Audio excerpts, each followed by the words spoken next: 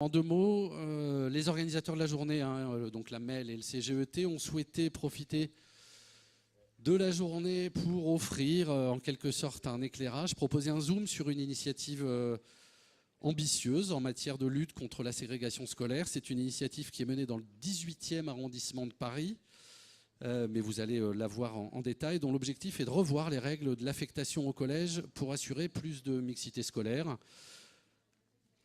dans un arrondissement où se côtoient à la fois les familles les plus aisées qu'on peut trouver à Paris, mais aussi les familles les plus précaires sur un espace géographique qui est parfois microscopique, en gros les tours de la butte Montmartre jusqu'au nord de Paris.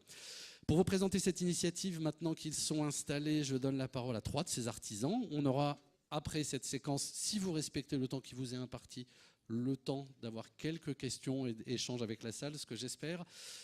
Donc Luc Leclerc du Sablon, vous êtes membre de l'association des parents d'élèves du collège Berlioz, qui est situé en REP. Alexandra Nizac, vous êtes membre du collectif Apprendre Ensemble. Et Philippe Dariula, vous êtes adjoint au maire du 18e en charge des affaires scolaires. Vous avez donc 25 minutes devant vous pour nous présenter ce projet de mixité scolaire. Top départ, qui commence 1, 2, 3, c'est parti. Eh bien c'est parti.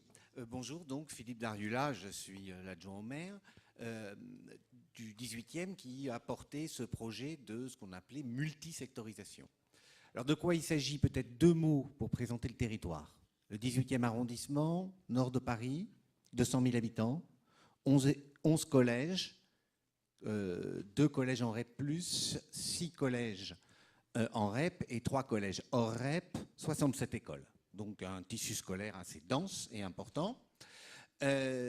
Un arrondissement qui est aussi un arrondissement charnière entre le Paris de l'Ouest et le Paris de l'Est, entre le Paris des logements sociaux et le Paris haussmannien. Ce qui fait que c'est un arrondissement particulièrement divers. On a, comme on dit toujours, nous, Montmartre et la porte Montmartre. Montmartre avec l'avenue Junot, une des plus chères de Paris au mètre carré, si ce n'est la plus chère, je crois qu'avec l'avenue Foch qui bat l'avenue Junot. Et puis aussi la porte Montmartre, qui est un des 7 quartiers de l'Île-de-France les plus pauvres, sur toute l'Île-de-France, dans Paris, à côté de la porte de Clignancourt. Donc la question de ce que l'on dit généralement dans les manifestes électoraux ou dans les réunions politiques du vivre ensemble, c'est une question qui nous prend au quotidien, qui nous prend à cœur. Et s'il y a bien un endroit où cette question doit se jouer, c'est évidemment à l'école. C'est là où les enfants qui vivent dans les mêmes quartiers vont se côtoyer ou pas se côtoyer. Parce que souvent, ils ne se côtoient pas. Les systèmes d'évitement scolaire, les fausses adresses, enfin, tout ce qui peut exister fait que l'on a une tendance à avoir une ghettoisation des établissements. Et cette ghettoisation qui fait que les établissements scolaires, et plus on avance dans la scolarité, plus c'est vrai, c'est assez peu vrai en maternelle. Il y a la mixité déjà en élémentaire. Déjà, on voit la différence entre le CE et le cours moyen. Ça commence à partir au niveau du cours moyen. Et au collège, la fracture devient extrêmement forte. Donc, nous avions cette volonté, nous, à la mairie, de permettre ce vivre ensemble. Pour cela, il nous fallait un certain nombre de choses. La première des choses que nous avions besoin, bien évidemment, et on va enchaîner comme ça, on va essayer de faire c'est passé, c'était des interlocuteurs et des relais dans la population et chez les parents, parce que ce genre de politique, elle nécessite des relais et des interlocuteurs, et nous les avons trouvés d'abord avec le collectif Apprendre Ensemble. Alors, le collectif Apprendre Ensemble, c'était un groupe de parents, un petit groupe au départ, qui s'est constitué en mai 2015 sous forme associative, et on est parti en fait des mêmes constatations qu'on vient d'aborder là très concrètement, c'est-à-dire qu'on voyait nos enfants aller tous ensemble, les enfants du secteur, à l'école maternelle, et on s'apercevait à l'entrée en primaire qu'on n'avait plus les mêmes enfants devant nous. On ne comprenait pas où étaient passés ces enfants, et on s'est dit il y a quelque chose quand même d'assez étrange. Et voilà, on a commencé à parler autour de nous avec les autres parents, et on voyait un certain nombre de gens remonter les rues pour aller vers des écoles en remontant un petit peu vers la butte. On voyait des gens qui avaient des stratégies effectivement d'évitement ou qui passaient dans le secteur privé, alors qu'il n'y avait aucun problème dans les écoles élémentaires concernées. Donc on a commencé à se poser des questions, à parler ensemble, et c'est de là qu'est née la volonté d'agir ensemble pour que nos enfants continuent à se côtoyer, à vivre ensemble, parce qu'on trouvait ça important dans un quartier comme le 18e arrondissement, qui est quand même assez hétérogène socialement, même si il a effectivement des ghettos, on va dire, plutôt de riches et plutôt de pauvres, hein, qui sont assez marqués. Mais le quartier dans lequel j'habite, la Porte Montmartre, qui est le quartier concerné par cette histoire, cette belle histoire qu'on va vous raconter, c'est un quartier extrêmement hétérogène et assez enrichissant aussi, du coup. Donc voilà, le collectif Apprendre Ensemble, il a commencé à se dire on va aller parler aux parents devant les écoles, voir pourquoi les parents ont peur au moment de l'entrée à l'école primaire, ce qui se passe, est-ce qu'ils ont un problème avec les performances des enfants, etc. Donc on s'est posé un peu toutes les questions, on a beaucoup discuté avec les parents et on a décidé d'essayer d'agir et de rencontrer les élus locaux pour voir ce qu'on pouvait faire ensemble. Et il se trouve que nos inquiétudes, nos préoccupations et notre volonté d'agir, elle a rencontré à l'époque la volonté de Najat Vallaud-Belkacem qui avait décidé de lancer aussi des projets pour rétablir la mixité sociale et scolaire dans les quartiers défavorisés. Donc on s'est rencontrés à ce moment-là avec Monsieur Dariulla.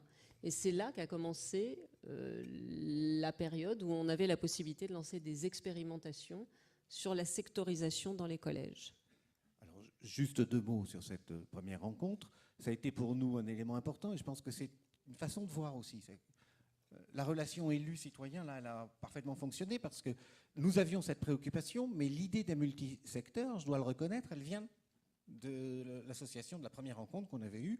Jusqu'à présent, notre politique était plutôt une politique très classique, mettre le maximum de moyens là où il y en a le plus besoin. Mais sauf qu'on voit qu'à un bout d'un moment, ça ne marche pas tout à fait. Parce qu'on a beau mettre 15 élèves par classe, des sorties autant qu'on veut, etc. Quand on a une situation ghettoisée, la fuite, elle reste là souvent. Et ça ne suffit pas à engendrer la fuite. Il faut un choc. Et ce choc, il nous a été proposé avec la situation des multisecteurs. En 2 mots, de quoi il s'agit?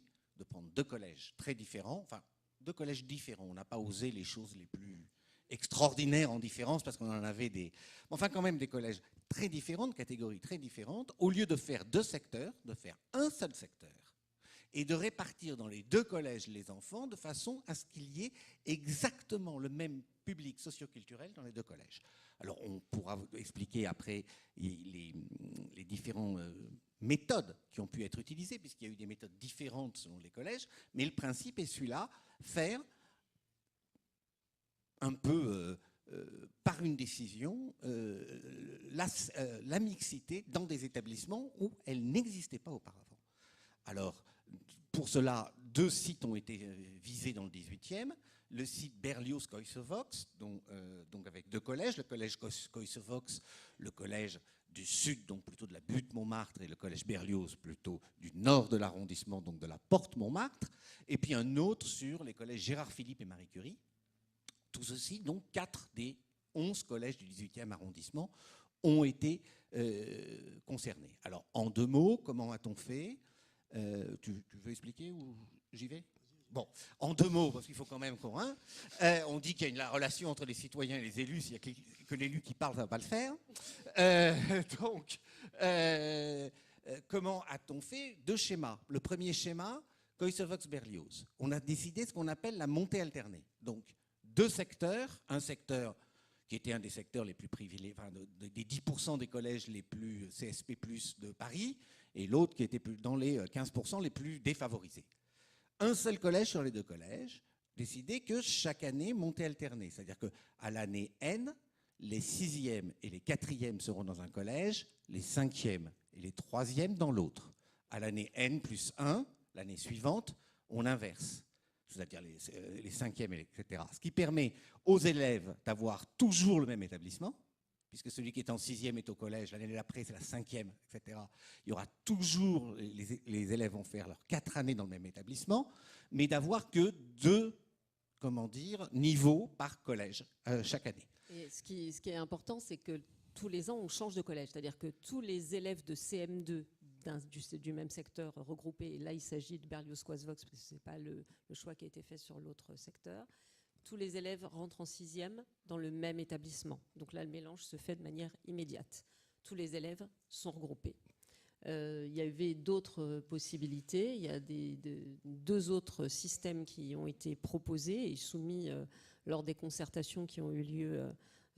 On a été un peu rapidement sur le lancement des projets, on va y revenir, mais il y avait donc la possibilité de répartir les élèves par algorithme, donc avec un système où les élèves soumettent leurs souhaits, on prend en compte leur origine sociale, on prend en compte leur éloignement du collège, etc., pour les répartir sur les deux collèges concernés. La troisième méthode était une méthode qui avait déjà été mise en œuvre aussi dans Paris, dans le 16e arrondissement. C'est la méthode de répartition par niveau, c'est-à-dire que les élèves vont en 6e et 5e dans l'un des deux collèges, puis passent tous dans l'autre collège pour faire la 4e et la 3e.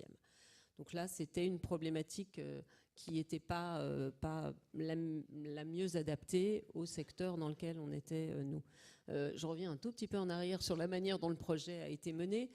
Donc le collectif rencontre les élus, pousse à ce que des choses se fassent dans le 18e. On rencontre la volonté, le courage politique, il faut quand même le dire, de l'équipe du 18e arrondissement. Ça n'a pas été le cas partout. Donc ça nécessitait quand même un courage assez important, puisque évidemment on lance un projet comme ça sur la mixité sociale et on rencontre très vite des gens qui n'en veulent pas, qui ont peur pour différentes raisons, qui s'inquiètent pour leurs enfants, et ça s'exprime parfois de manière assez amicale et le dialogue peut être ouvert, comme de manière assez violente. Et on a vécu 2 années sur la mise en place de ces projets qui ont été assez violentes quand même dans le 18e arrondissement, manifestations, piquets de grève, campagne d'affichage, réseaux sociaux, sites web et j'en passe, avec des choses plus ou moins désagréables. Et voilà, alors il a fallu faire front. Il a fallu faire front les parents qui étaient pour le projet, parce qu'il y en avait. Donc nous, la logique qu'on avait au collectif Apprendre Ensemble, c'était d'essayer de faire émerger une parole pour ce projet, pour le changement, pour la mixité, ce qui n'était pas évident, puisqu'évidemment, on a plutôt tendance, effectivement, dans les médias, on en parlait tout à l'heure, à aller voir les gens qui sont contre. Donc l'idée, c'était de travailler et de porter cette parole. Et les projets ont été annoncés, des comités de suivi pour la concertation pour chaque projet de secteur multicollège ont été mis en place. Et moi, comme Luc, qui va peut-être pouvoir avancer maintenant sur ce projet et la manière dont ça s'est déroulé, on s'est retrouvés face à face, enfin ensemble, on va dire, autour de la table, dans un des comités de suivi, donc celui pour les collèges Berlioz et Coisvox, puisque moi, j'étais aussi déléguée des parents dans une des écoles élémentaires concernées. Eh ben bonjour, donc moi je suis l'heureux papa d'un garçon scolarisé en 4e au collège Berlioz, donc dans celui qui était le moins favorisé, pour rester poli, ou très, très ghettoisé. Et on a eu 2 bonnes surprises. La première, c'est qu'en septembre 2016, quand mon fils est rentré au collège, on a eu un changement de direction radical. Une nouvelle direction avait été nommée par le rectorat et on a vu arriver à la tête du collège une équipe formidable, avec un principal qui s'appelle Farid Boukhelifa, qui est un type comme on aimerait voir dans tous les collèges de France et dans tous les établissements publics de la République. Et puis ses adjoints. Et donc cette équipe a emmené déjà dans un premier temps l'ensemble de l'équipe pédagogique dans une confiance, et parce que le collège était dans un état catastrophique. Je ne sais pas, pour donner une couleur à ce que je vais dire, 85% des enfants étaient de couleur noire de peau dans le 18e arrondissement de Paris, ce qui n'a absolument aucun sens sociologiquement, quoi, au pied de la butte Montmartre. Ça ne correspond à rien. C'est plus facile de le dire comme ça que de parler de CSP, parce que ici, chez nous, la pauvreté a une couleur, donc autant parler de la couleur.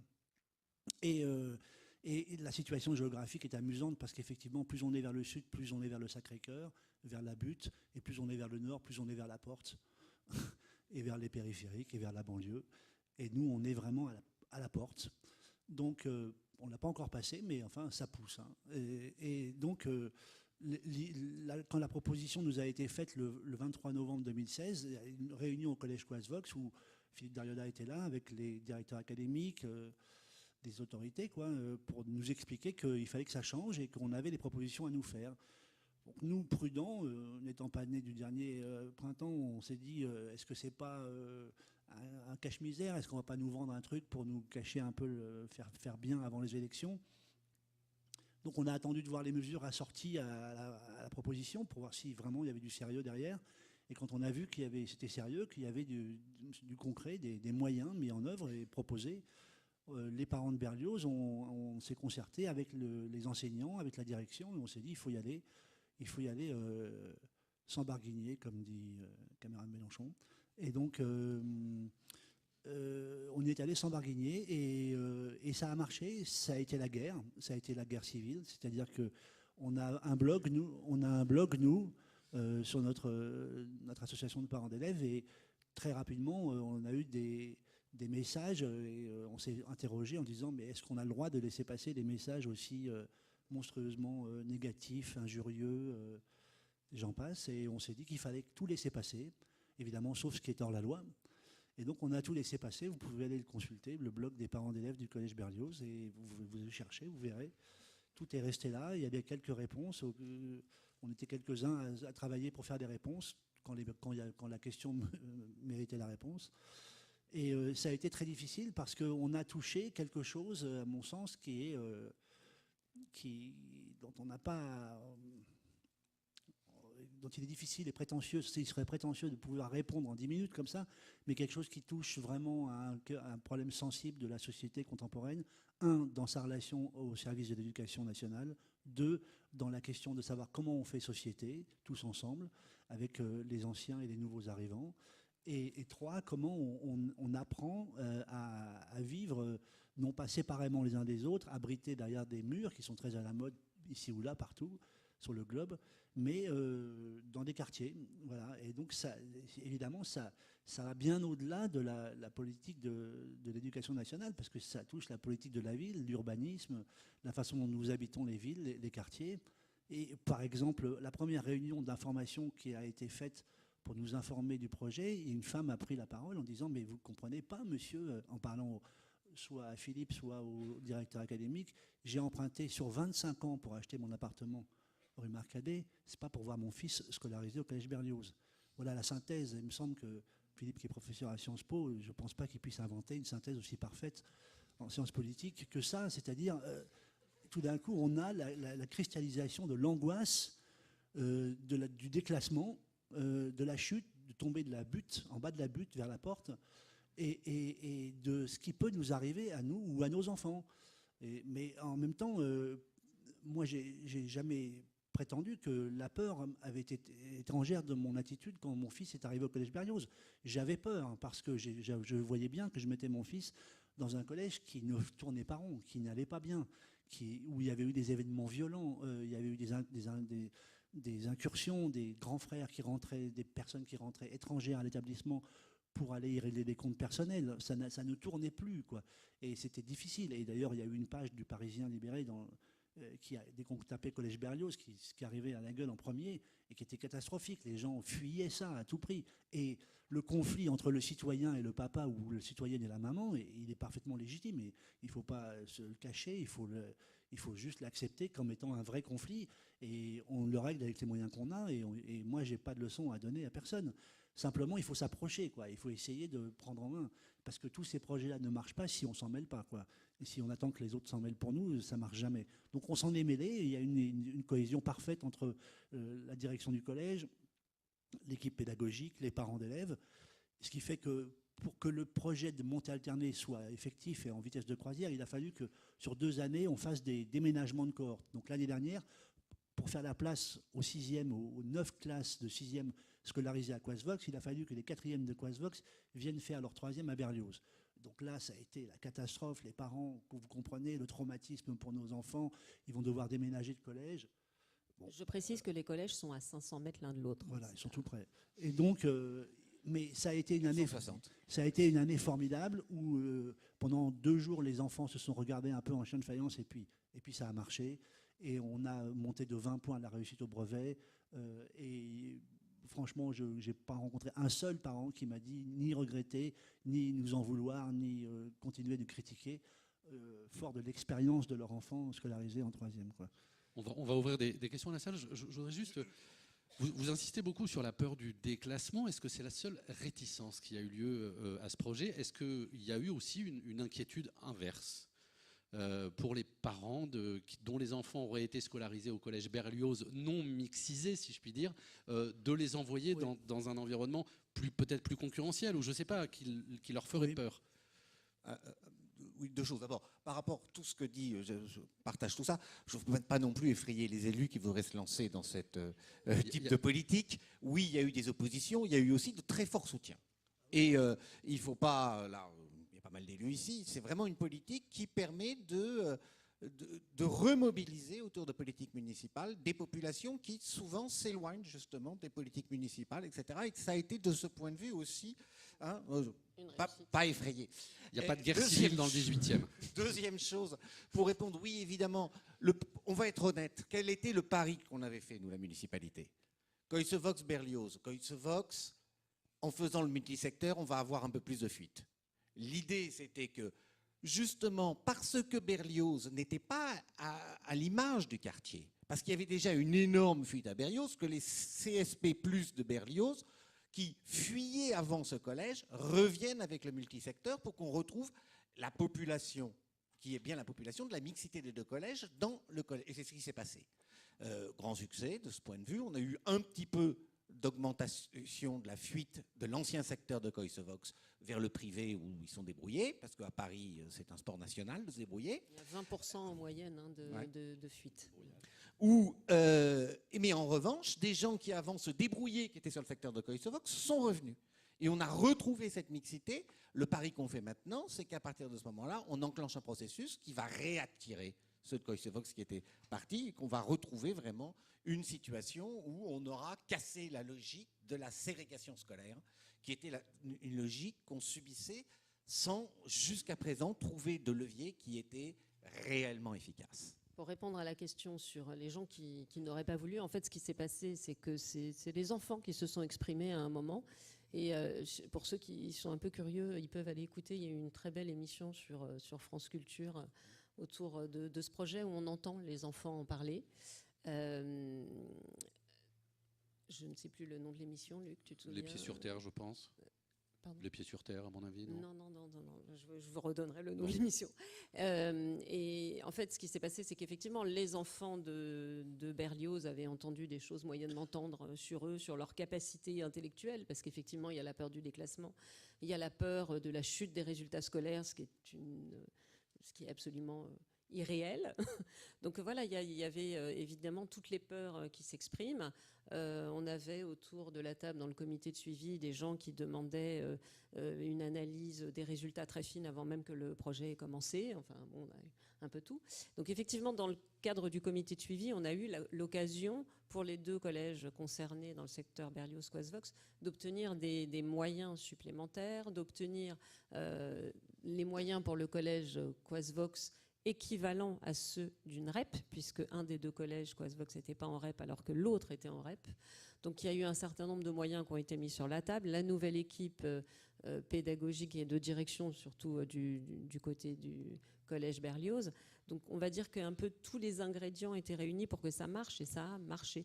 Il y a d'autres projets de secteur multicollège qui ont été peut-être un peu moins réussis. Ceux qui ont notamment choisi l'algorithme, ça a été un petit peu plus compliqué, parce qu'effectivement, dans les critères des algorithmes de répartition, on avait gardé les souhaits des parents.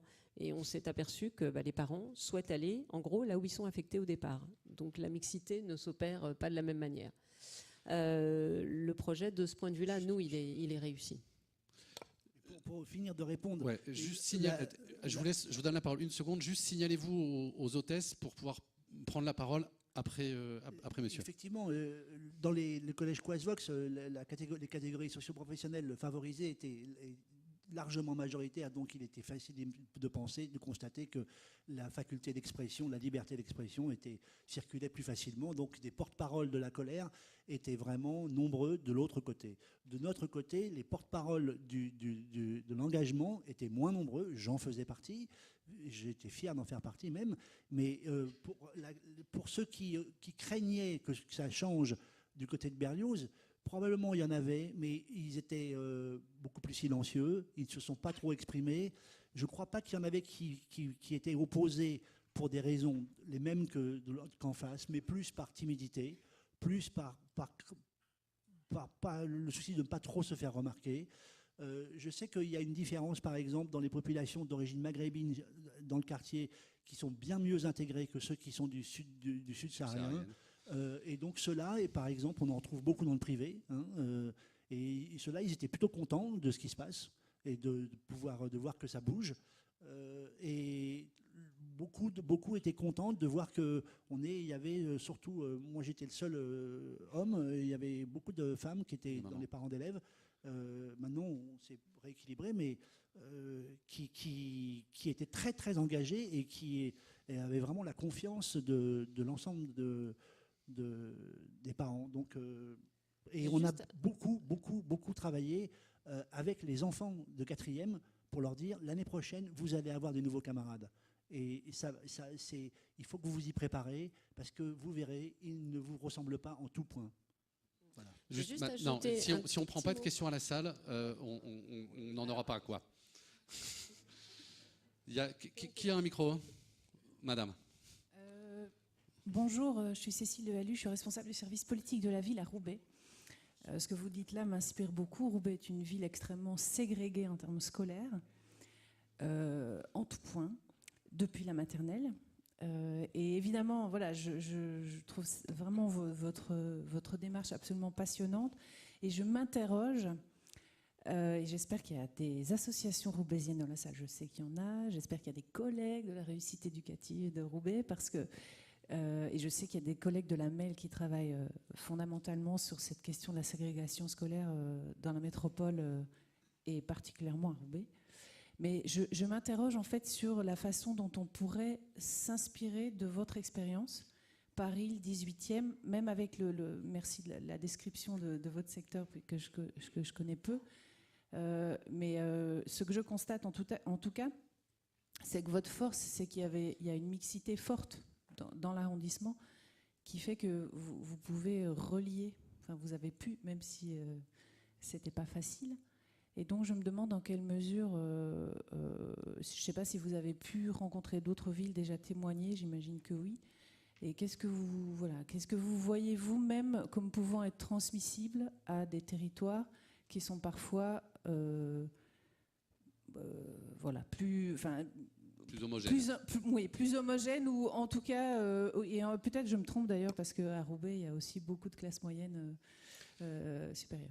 Je vous propose qu'on prenne quelques questions et puis vous répondrez en rafale si vous voulez bien, pour essayer de gagner du temps. Madame au premier rang, madame là-bas, monsieur là.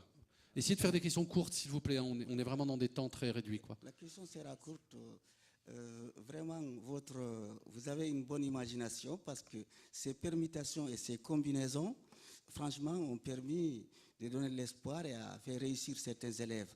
Mais la question que je me pose maintenant, est-ce que vous avez suivi la trajectoire de certains élèves, justement, qui sont scolarisés à Berlioz, pour pouvoir faire une évaluation? Est-ce que parmi ces élèves-là, il y en a certains qui ont déjà intégré les grands lycées parisiens, tels que Henri IV, Louis-le-Grand, etc., etc., quoi. Parce que, comme vous le savez, un élève ayant passé le baccalauréat à Seine-Saint-Denis, pour intégrer Henri IV, il faut quand même une année de préparation. Alors, je souhaite aussi que cette expérience soit menée dans d'autres parties de la France. L'évaluation, madame. Je pourrais répondre. Je vous reprendrai. Alors, moi, par rapport à ça, il me semble avoir lu un article du Monde sur ce sujet, je suis ici, qui parlait de l'expérience dans le 18e, mais il me semble qu'il y a une expérience un peu équivalente dans le 17e, et si je ne me trompe pas, quelque chose un petit peu de la même manière, et qu'il y avait sur un des secteurs, ça marchait mieux qu'un autre. Il me semble que c'était l'interview d'un chercheur. Alors, je ne sais pas si... C'est Julien Grenet, avec lequel on a beaucoup travaillé, qui était partie prenante du projet. Très bien. D'avoir un petit peu la différence entre les deux et savoir qu'est-ce qui marche dans un cas et qu'est-ce qui ne marche pas dans l'autre. Et mon autre question, c'était peut-être un petit peu, pour l'instant, ça a l'air d'être quelque chose de très local. Est-ce que c'est quelque chose qui est-ce que vous avez des retours autres que Roubaix là maintenant, pour que ça se fasse à un niveau un petit peu plus national? Merci. Merci. Dernière question. Oui, Estelle Roth, donc adjointe au maire de Lille. Moi, je trouve que Lille correspond pas mal au 18e, en fait, en nombre d'habitants, en sociologie, en mixité, avec des quartiers très populaires et des secteurs qui vont un peu mieux aussi. Moi, ma question, parce que ce que j'ai cru comprendre, ça marche bien chez vous, parce qu'il y a même pas 500 mètres d'écart quand même entre les collèges, parce que je pense que ça, sur la question de la mobilité, on en parlait tout à l'heure, mais je pense que c'est quand même une véritable question, faire bouger les gens, mais de toute classe sociale. Je veux dire, ce qui est important quand on est parent d'élèves, moi je suis en tout cas parent d'élèves d'enfants en collège, c'est qu'ils puissent se débrouiller tout seuls. On a encore les petits à s'occuper, les grands s'ils peuvent aller au collège à pied, c'est quand même quelque chose d'important. Donc certes, il y a les transports en commun, mais je pense que cet espace est certainement un vecteur de réussite. Mais celui qui est le plus important dans vos vecteurs de réussite, en tout cas de moi ce que j'ai entendu et qui était au début ma première question, mais vous y avez répondu, c'est l'accompagnement par l'éducation nationale sur les financements REP+, parce que c'est la vraie question, elle est là. Enfin, de toute façon, ce découpage de l'éducation nationale est une aberration, parce qu'on essaie tous, nous élus, de faire des questions pour mettre de la mixité dans les collèges, et quand on y arrive, ou quand on fait une sectorisation justement plus mixte, on est pénalisé, parce que comme on a fait une sectorisation plus mixte, on nous enlève les moyens REP+. Alors que pour faire réussir au début, il faut maintenir les moyens pour que cette excellence du collège, elle soit aussi dans la mixité. Et donc moi, il me semble que ça ne peut être que les seuls moyens de réussite de votre projet, donc la proximité quand même des établissements, ou réussir à répondre en tout cas à cette distance des collèges, parce qu'on le voit, nous, on a des débats sur la distance entre la cantine et certaines écoles, ou faire marcher les enfants, alors que pourtant c'est bon pour la santé, l'OMS le dit, mais c'est quand même, ça reste un débat compliqué, donc je pense un frein supplémentaire. Et vraiment cette question des moyens, il faut que l'éducation nationale puisse nous accompagner et pérenniser les moyens. Sinon, je pense que ce type d'expérience ne pourrait pas réussir. Mais en tout cas, je trouve que c'est une belle expérience.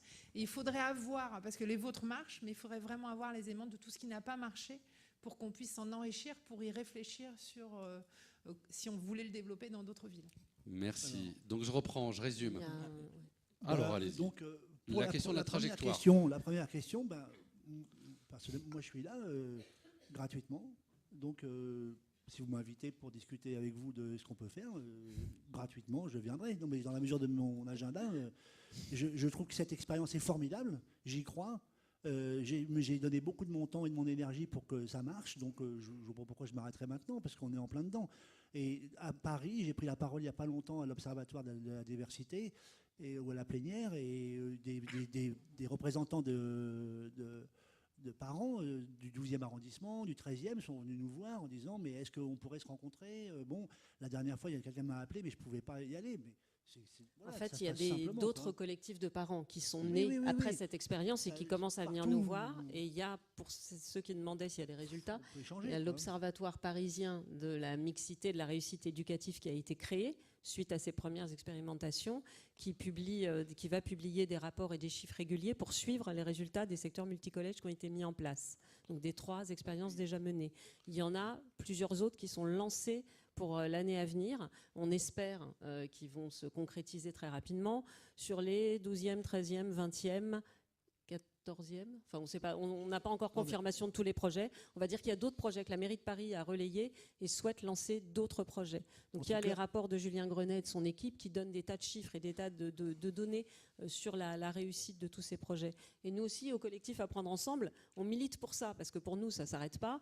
Ça ne s'arrête pas au collège, ça commence effectivement dès la maternelle, la ségrégation, l'évitement. Et donc nous, on continue à travailler là-dessus et on est contacté par beaucoup de parents qui se posent les mêmes questions, avec lesquels on dialogue pour savoir quels sont les moyens d'action qu'on peut mettre en œuvre pour faire se rencontrer les gens au sein d'un même quartier et travailler.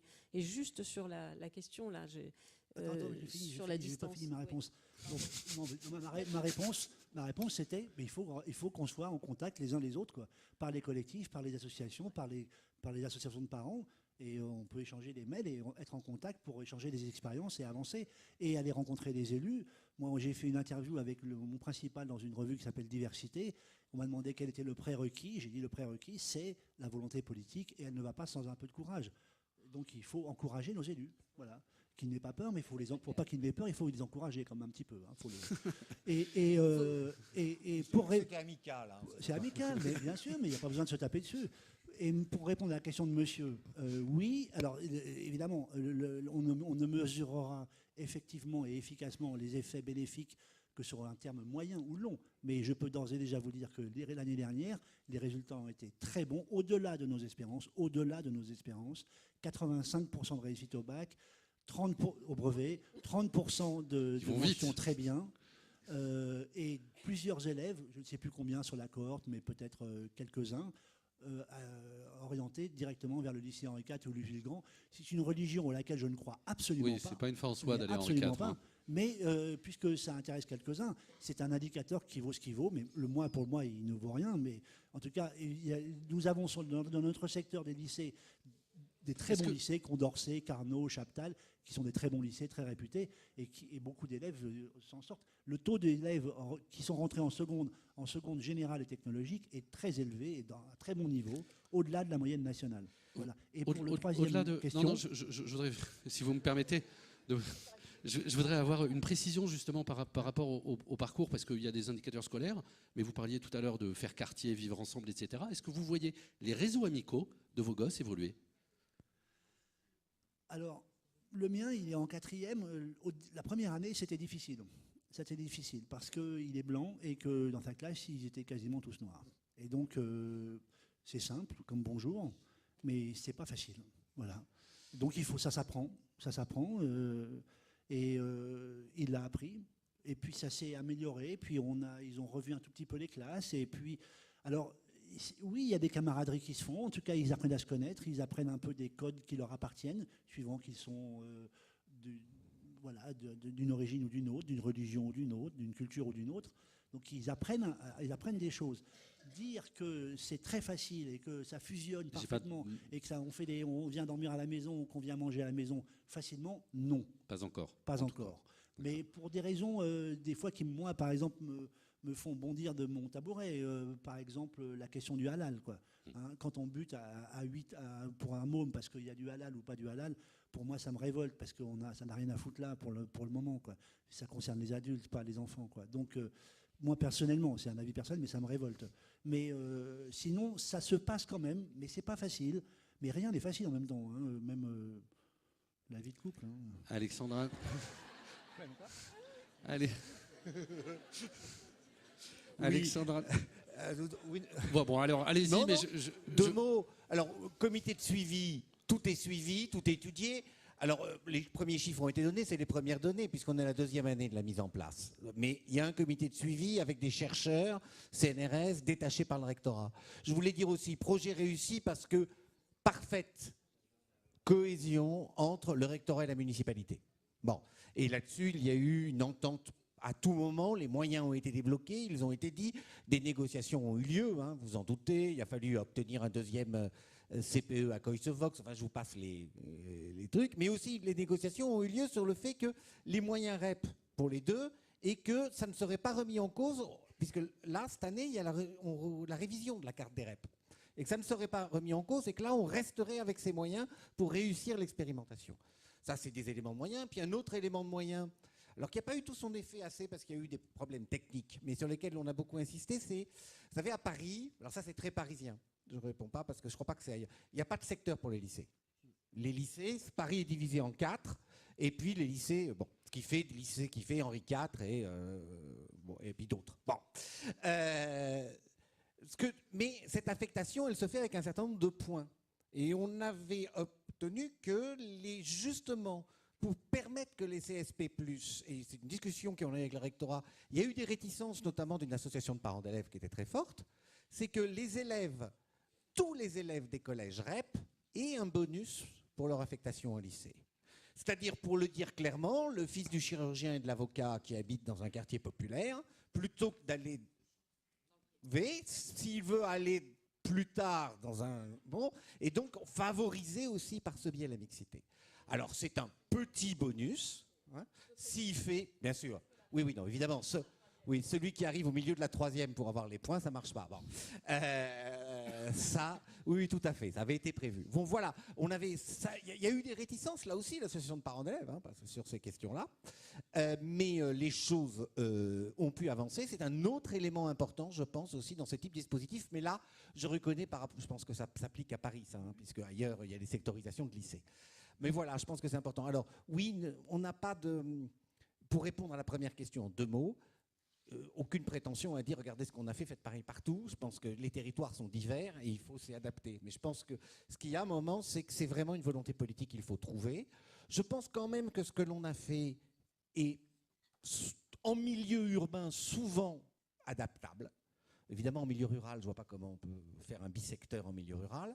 Mais en milieu urbain, me paraît toujours adaptable. Même dans les quartiers qui apparaissent le plus ségrégés, il y a des sous-quartiers avec des ségrégations. Il y a des collèges. Même, et ça a été dit, dans le 16e arrondissement, il y avait un collège populaire et les autres qui ne l'étaient point. Et la mairie de Paris a pu avancer dans une telle politique. La distance maximale vous paraît être laquelle entre les deux établissements en fait, parce que vous disiez tout à l'heure très précisément 560 mètres. Il y a des projets qui ne tiennent pas compte de la distance. Il y a d'autres méthodes. Il y a des méthodes on détruit un collège ségrégé dans un quartier et on disperse les élèves.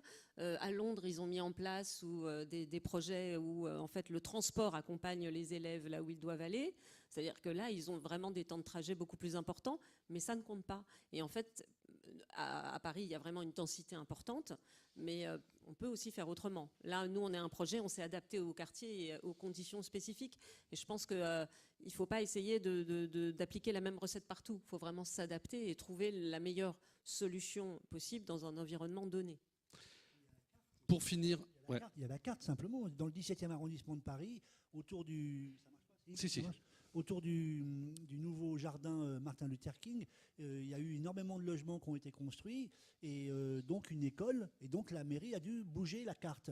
Mais ça a été une révolution aussi. Hein. C'est pas pour effrayer les élus, hein, Philippe, hein, mais il y a eu une révolution parce qu'on a bougé la carte. Mais c'est une méthode. Le problème, c'est aussi la façon dont nous, maintenant, l'avantage du bisecteur, c'est qu'à une adresse correspondent 2 collèges. Avant, à une adresse correspondait un seul collège. Maintenant, une adresse correspond 2 collèges. Suivant qu'on est l'ANEA, machin, on l'a expliqué. Mais il y a d'autres. Et Julien Grenet, qui pilote l'étude et sociologique qu'on va rencontrer ce soir à Paris, on a le comité de suivi, justement.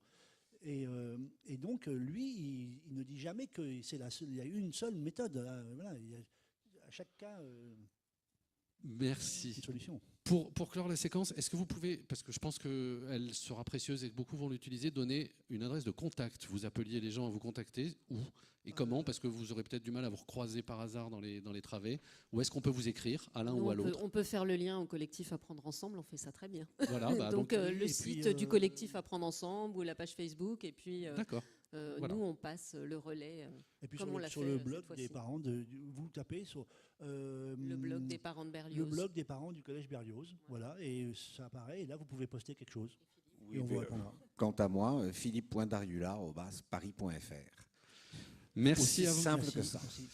Merci à vous 3 et bravo.